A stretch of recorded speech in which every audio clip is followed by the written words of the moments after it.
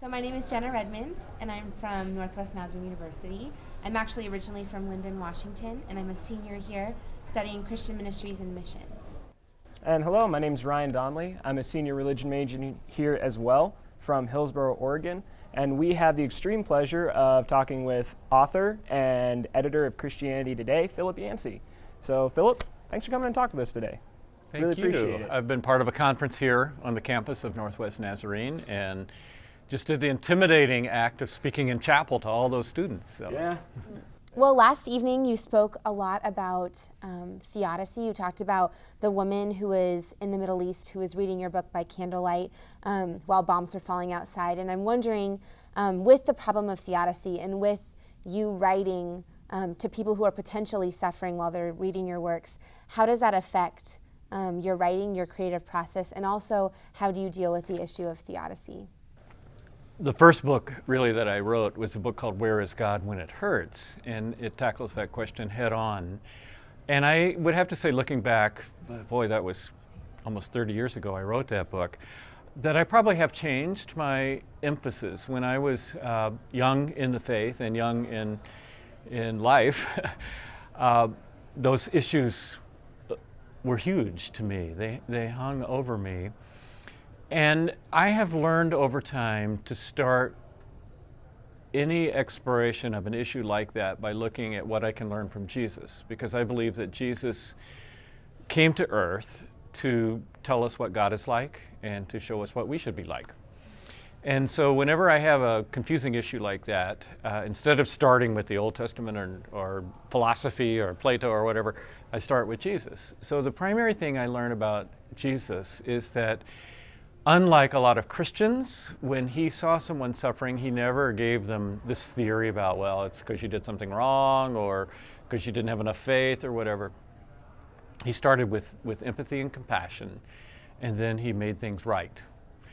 And so what I learned from that is that God is on the side of the one who's suffering. God is not up there kind of sticking pins in us to watch us squirm, which some people kind of indicate, but rather God is on the side of the sufferer. And that, I just cannot find an exception to that in Jesus. Several times, his disciples or the Pharisees would try to pin him down on, why did this tower fall on these people, or why did this terrorist act take place in the temple? What did those people do to deserve it? Why are they different from other people?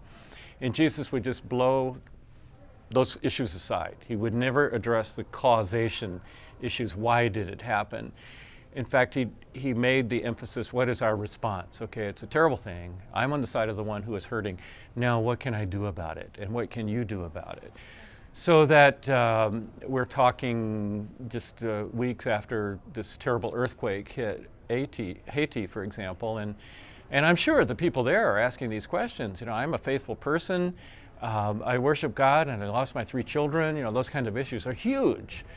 And I would start by saying, well, God grieves about the loss of your family as much as you do, maybe more, probably more. And I learned that because of Jesus. When Jesus was around a widow who had lost her only son, or even a Roman soldier whose servant was sick, his response was always compassion and then a response of fixing it, of doing what he could to help. And of course, that's what many Christians are doing in Haiti right now. Agencies that are pouring resources and people and prayers with feet on them, hands of compassion into a situation like that. And I think that's what we should be doing. Christians aren't always very good with the words. In the story of Job was a good person. These bad things happened to him. And his friends came. He had 3 friends. And the Bible says that for 7 days they sat in silence and just grieved with him. And then they started talking. Well, it turns out they should have just kept quiet because most of their philosophizing was just completely wrong. And probably the most loving, compassionate thing they did was sit with him in silence. And I think that's something we can all learn from. All right, so you've had a number of very successful texts, including The Jesus I Never Knew. So I guess our question would be, who's the Jesus we never knew? I mean, we feel pretty comfortable with Jesus. We read his work in the Bible and everything that he did with us and for us. And so we wonder, Who's the Jesus we never knew? You feel pretty comfortable with Jesus. I do not. Jesus makes me very uncomfortable. Jesus, growing up in the southern United States, you'd see slogans like, Jesus is the answer. For me, Jesus is the problem. Jesus complicates my life immensely. I would rather my goal in life be pleasure and getting whatever I want. And Jesus says, no, you have to care about these things. You have to care about the least of these, my brethren. You have to care about those who are in prison. You have to use your money not to pleasure yourself, but rather to serve the kingdom of God. That's what I mean when I talk about the Jesus I never knew. I think you never get to the bottom of Jesus. He's always full of surprises. As soon as people thought they had Jesus boxed in, he would blow away that box. And I mentioned we're having an arts conference here. I mentioned a couple of things about Jesus. I read that there are 183 times when someone asked Jesus a direct question, and only 3 times did he give a direct answer. He would either throw it back to them, throw them another question, or tell a story. And even his stories he didn't usually bother to explain. As I look at the parables, I can only find 2 that he said, well, let me tell you exactly what that means. He just threw it out there so that years later, centuries later, we're still trying to, what did he mean by that, Jesus is that kind of character. The reason I chose the character, the title rather, the Jesus I Never Knew, is because I had grown up with a very tame Jesus. I talk about Jesus as Mr. Rogers with a beard, now boys and girls, let's sit down together and be nice to each other. Jesus wasn't always nice, and that didn't seem to be something he particularly valued. He made people uncomfortable. There's this phrase you may have heard, afflicting the comfortable and making comfortable the afflicted. And Jesus did that kind of thing. To those who were needy, he responded with compassion. To those who were quite comfortable, thank you, he would just blow apart their self-content life. Yeah, and I think if Jesus didn't make us uncomfortable, then Jesus would cease to be Jesus. Yeah. And he's in that prophetic tradition, even when you read the Old Testament.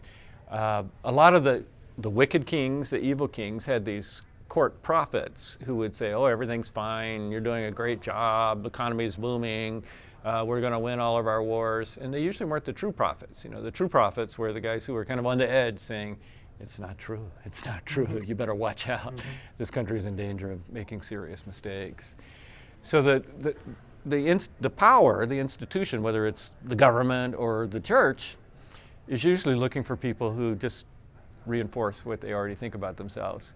And often truth is spoken by those on the outside who say, there's another way of looking at this. And Jesus was definitely one of those people. Because when you think about it, the Jewish people he came to were the most religious people in the Roman Empire. He didn't go to Rome where they're having gladiator games and orgies and preach sermons. He went to the Bible-believing, scholarly rabbi people and blew apart their whole system, which was so airtight. And Jesus said, no, you've missed the whole point. The whole point is to love God and love your neighbor. And somehow with all these rules that you have, you've missed that most important point. Absolutely. Thank you. You often write on the topic of grace. It's something that you've written several books about. I haven't had the privilege of reading all of them, but I'd like to. And I'd like to hear more about what you think about grace. What is the significance of grace? And also what is the responsibility that we have as humans in response to the grace that God gives us? John, in his gospel about Jesus, said that Jesus came full of grace and truth. And as I look over church history, it seems like we've done a pretty good job with that truth part. Last I heard, there's something like 38,000 denominations in the world. And the reason there are 38,000, there used to only be 37,999. And then some person, probably a man, decided, I've got more truth than all the rest of these, so I'm going to form my own denomination. I've got an uncle who did that in Australia. There were only 3 people in his church. 2 men and his wife, and then the 2 men would take turns preaching each other. Women weren't allowed to preach in this church. And so that, we have these creeds, we have councils where they get together back in the 3rd century to discuss the divinity of Jesus. We have the Apostles' Creed and Chalcedonian Creed and the Westminster Confession of Faith, and whole wars of religion have been fought over truth. And I just wish that the church would be as energetic and committed in competing for grace. Because when I stand on, I've actually done this, when I interview people, just strangers, like if I'm sitting next to them on a bus or an airplane, and when I say the word evangelical Christian, what's the first thing that comes to mind? Not one time have they ever said something like grace. They usually say, oh, they're the people who want to tell me how to live. They're the anti-abortion, anti-gay. Well, these are all obviously important issues. But interestingly, when Jesus was on earth, the people who were most attracted to him were the outcasts, the losers. You can actually go through the Gospels, and the more spiritual and good citizen and righteous a person was, the more threatened they were by Jesus. And the more of a loser and unspiritual and outcast a person was, the more attracted they were to Jesus. So we believe that Jesus was perfect. He didn't err on that truth business, but somehow he communicated to the needy people, you are welcome here. I am here to give you what you have been looking for and have not found other places. And I just wish that the church represented that. The people I know, apart from the church, who most understand grace are addicted people. I have been to 12-step groups with friends. And why do they go to 12-step groups? Because they know I can't make it on my own. I need a higher power, it's the word they use, or God, and I need my friends. And to me, that's what the church is all about. It's a place for needy people who need grace on tap. That's what the church offers. And I just wish the church conveyed that as strongly as Jesus seemed to in his day. So in our talks this weekend, we're focusing on the Thomas Edison adage that genius is 1 part inspiration and 90 parts perspiration. So how do you feel that applies to our faith, to God, and to the creative process? Whoa. Anything that is worthwhile takes work. Whether you want to be the best violinist in the world or the best guitarist or drummer, or whether you want to be the best marathon runner in the world, anything that is worthwhile takes work. For example, I'm not an athlete, but I live in the state of Colorado, and we have a lot of mountains. So when we moved out there, we decided we should get to know our state by climbing these mountains. And I exercise pretty regularly every other day. I either go running or biking or cross-country skiing or something like that, some kind of aerobic deal. Why do I do that? Do I enjoy that? No, not really. I try to make it as painless as possible by listening to the radio or reading or something while I'm exercising. The reason I do that is so that if I want to go hike a mountain, I can do it without being dead the next day, Discipline, hard work, allows us a product, a result that you can only get through that process of discipline. And that's just true it's just a principle of life. And there is a point at which what had been a discipline becomes, you realize the benefit of it. I wrote a book on prayer fairly recently. And when you go to a school like this, you hear about prayer as a spiritual discipline. I almost wish we didn't use that word, because I came to understand prayer not so much as a discipline, but as a privilege, something that we can do. And at the same time, we're people who are busy, we get distracted, and unless you make it a kind of discipline, often you never get to enjoy the benefit, the privilege of it. So that's true in the spiritual world. It's certainly true in the creative world. People say, do you like writing? I love having written. I love it once it's done. There's a lot of pain in that process, just the pain of I've said this before, this isn't making sense, I'm not communicating, what a stupid word, this is so boring. And these are the things I deal with every day, every word practically, these messages.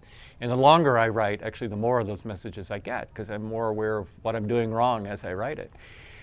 But boy, when I finally get to that place and turn it over, I tell people it's like giving birth, only it takes a lot longer than 9 months and weighs a lot less than 7 pounds, to finish a book. You only get that feeling of accomplishment and fulfillment, and then the even further benefit of hearing somebody who, in circumstances you could not even have imagined, interacting with the words that you wrote. That is a satisfaction that only comes after the long process of the perspiration. Thank you. On the topic of prayer that we just mentioned a little, I'm wondering how you think prayer should be taught. We learn from Jesus in the scriptures as he teaches his disciples how he teaches them to pray, but I'm wondering how Christians, we should learn to pray and also teach others to pray. Yeah. I read somewhere that you can summarize virtually everything Jesus said about prayer in 3 words. Keep it short, keep it honest, and keep it up. You don't have to pray these extravagant, professional-sounding prayers like the Pharisees do. The main thing is to be authentic. Don't try to present yourself in a way that you're not. Be honest. And then don't give up. Keep praying. Many of his parables about prayer were about that. The widow that keeps knocking, the person at the door who keeps demanding. And how should prayer be taught? Fortunately, we have a good example of that in the book of Psalms. It's a book of prayers. There are 150 of them, and they cover any mood you can come up with. One of the things that impresses me most about the Bible is that frankly, I haven't found a single argument against God in either the old-time atheists like Voltaire or David Hume, or the new-time ones like Christopher Hitchens and Richard Dawkins and Sam Harris, that isn't already in the Bible. And I respect a God who includes the arguments we can use against him in the scripture that he gives us. And so the Psalms includes, the book of Psalms includes prayers of doubt, prayers of anger, prayers of lament. Eugene Peterson, who translated the Message, says that about 2/3 of the Psalms are Psalms of lament, Psalms of complaint. God, you're not doing a very good job of running this world. That's what a Psalm of Lament says. And then some are, of course, very comforting. And often they're just thrown together. Psalm 23, the Lord is my shepherd, I shall not want, follows immediately after Psalm 22. My God, why have you forsaken me? And it's as if God understands your moods vary from day to day, and there is a prayer appropriate to however you're feeling. The main point is to be honest and don't give up, to keep it up. So I remember after the book on prayer was published, I started going around on a book tour talking about it. And the very first time I did, we opened it up for questions. And this young man at a university came shuffling to the microphone, long, scraggly hair, kind of shy, with his head down, mathematics major, philosophy major, one of those kind of guys. And he mumbled into the microphone. He said, I always wonder when I pray, am I doing it right? And I think a lot of us wonder that, and my answer was, yeah, if you're doing it right, because there's no formula that you have to fit. It's all in there, even in the book of Psalms, much less other books. So the main thing is to be honest, authentic, to take it seriously, and to keep it up. And if you make it more complicated than that, then people are going to drop out. And I think that's why Jesus did keep emphasizing the simplicity. It's a conversation. We have the privilege of conversing with the God of the universe. So myself, Jenna, and all the other religion majors have had a lot of opportunities to talk to professors and pastors about how they think that the church should be working or how it is working. So we were kind of hoping to get the opinion of an author. How do you think, how has your work as an author influenced your practical theology of how things in the church should be working?